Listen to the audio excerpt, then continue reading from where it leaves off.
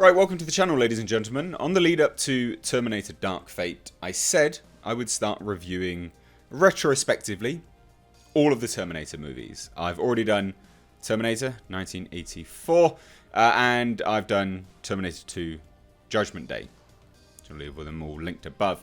Now, today we get to the descent into shite. This is Terminator 3 Rise of the Machines. But it's not all bad, actually. I literally just stopped watching it.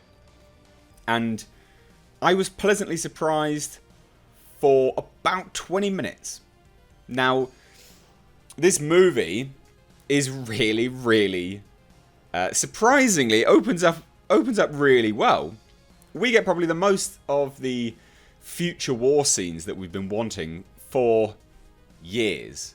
Years and years and years. We've been wanting to see the future war, to see John Connor lead the resistance, because a lot of people, regardless of what the current filmmakers have been saying, a lot of people have been wanting it to progress that way. That's where they feel the story was always going. Again, contrary to what the filmmakers have been saying recently. And this, the image right here, is taken from Terminator 3 Rise of the Machines. We see some epic future war stuff. Like, it's really cool. We see Terminators all across the battlefield, just endoskeletons. You can see them all here, marching away with their weaponry. And it looks absolutely sick. It looks so good. Even the effects of these Terminators, I feel, looks really good. But then it descends into absolute fuckery. It absolutely... It's almost like the writers of this film went, okay, what we're going to do, right? We're going to open it up with a really serious thing. It's going to be super serious. We're going to talk about the future war. It's going to be this, and this. And someone just came along and spilt tea or coffee all over the script. And it was day one of shooting, and they didn't have a script. I can't... It doesn't make any sense to me how they went from this absolutely epic opening to the utter parody of a Terminator film that we ended up with. And that's what this film is. It's a parody of itself. It really is a parody of Terminator, of the Terminator films. From the opening of where Arnold Schwarzenegger comes in. You know, he comes in, and Arnold Schwarzenegger got an absolutely fantastic shape for this film. Really good shape. Some of the best he's been in, obviously, since his bodybuilding days. He got really jacked for it. And kudos to him. Absolute kudos to him. As someone who's, former bodybuilder and all that kind of crap myself, he's an idol of mine. So to see him be able to get into that shape again at his age was just incredible. But then he goes up to a bar, what we think is a bar. Yeah, it's a bar, but it's strippers. So it literally enters into a parody of itself. After all this awesome future war stuff, we then go into a parody? And that's where this film just falls apart. It sets up such a huge... Obviously, the fact that it's a parody of itself is a massive failure anyway. But parodies can work. But it starts off with this utter awesomeness and then just descends into utter trash. And it's such a huge tonal shift that it's breakneck, literally whiplash. You're like, fuck, what has happened here? And it's not even that the actors are especially bad. Nick Stahl, although I don't buy him as John Connor, he does a good job. He's a fine actor. In this, he's fine. Arnold Schwarzenegger is fine. Christiana Loken, the model turned actress, utterly stunning, and does a great job as a menacing Terminator. Really good. But again, her introduction belittles the character. I'm not afraid of someone that can, enlarge their titties at any moment. Like, that's not scary. And this is the problem. It just becomes an absolute parody of itself. Not only that, oh my god. There is needless explosions for the sake of needless explosions. I don't think anyone really... Go back and watch it, because you'll find out exactly what I mean, right? We have there's a crash scene where the Terminator, Arnold Schwarzenegger, finally meets up with Kate Brewster and John Connor. Kate Brewster is about to be shot by the TX, Christiana Loken's character. And T-800 Terminator smashes through a building. No, well, doesn't smash through a building. Smashes through some fencing or something like that. Makes a jump, hits the TX, bang, goes into a wall, and somehow there's a bunch of explosions. And this is what I mean. It's just a total parody of itself. Not only that, it's a hard remake of, Terminator 2 as well. I mean, it doesn't even build off of anything. It's literally 2 Terminators come back, one to protect, one to kill. The TX is no more terrifying than Robert Patrick's T-1000. And I don't think it intended to be. This is purely all for the monies. But it's a shame because the introduction to this film, and I will keep going back to this, the Future War stuff is so good.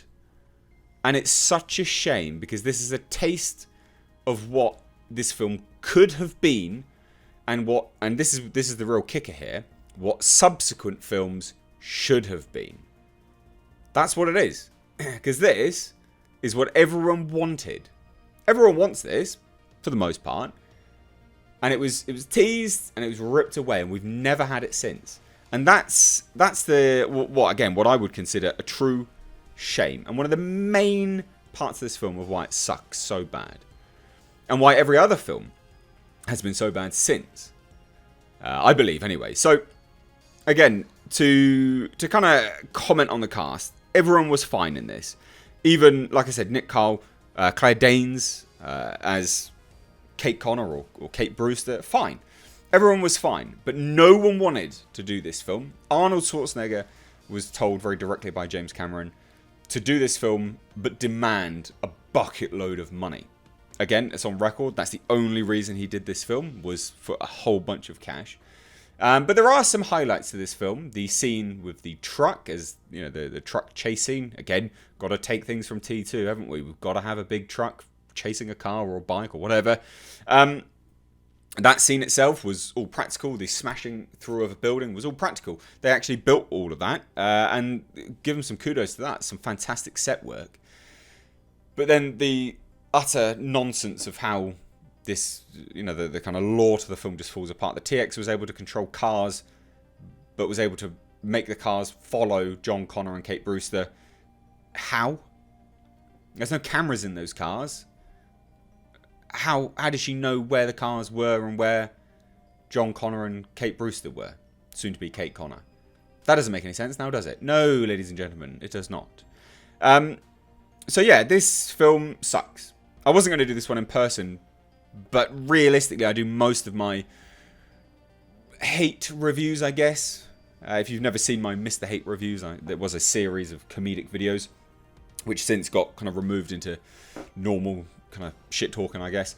But I wanted to do this one in person just because it really, this here was absolutely what this film should have been, and really what any film should have been since. I believe Linda Hamilton got offered this part, and she was like, no fucking way am I coming back to this film. And they killed her off with leukemia. Terrible. Absolutely terrible. So I'd love to hear your thoughts on this, because to me, this is the quintessential third film of the franchise. Of any franchise. And it's where films become a parody, where the franchise starts to parody itself. Hellraiser did it with Hellraiser, Hell on Earth. That was the third Hellraiser film.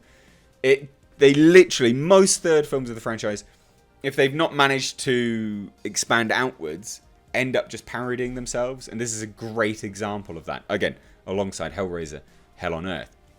It's just where it starts to fall apart. But look, I'd love to hear your thoughts. Let me know.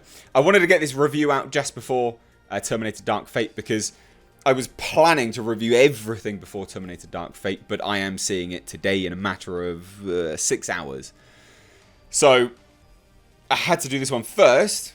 Go watch Terminator Dark Fate. In the next few days, I'll then review Terminator Salvation, Terminator Genesis, and probably do a roundup, I guess, of the entire franchise and my thoughts on it all. And if anyone remembers a really old series, OGs of the franchise will know this: How to Save, or How to Resurrect. I did these videos, a few of them, where I discussed my personal take on movies and how they could reinvigorate the franchise. And I think that'd be interesting to do with this.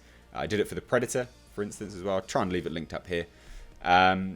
So yeah, I'll probably do all of that as well. But anyway, I'd love to hear your thoughts on Terminator 3, Rise of the Machines, and the descent of the Terminator franchise. Let me know down below in the comments. If you're new here, hit subscribe. Check out my Teespring store, ladies and gents. I've just released Space Jeebus Mark II.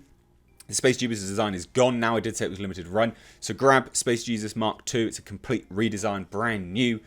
Leave it linked down below. And also my Patreon. If you really you enjoy what I do here, then consider supporting the channel. Really does help me out. A lot of the content recently has been demonetized. If you've watched any of the Batwoman reviews and you've enjoyed them, nah, see you later. Not nothing from them. Mainly just due to the cursing, but part of the comedic take on the properties is the cursing. It's the inflection behind stuff. So if you enjoy it, consider supporting. Anyway, guys, I've been Mr. H. Take care.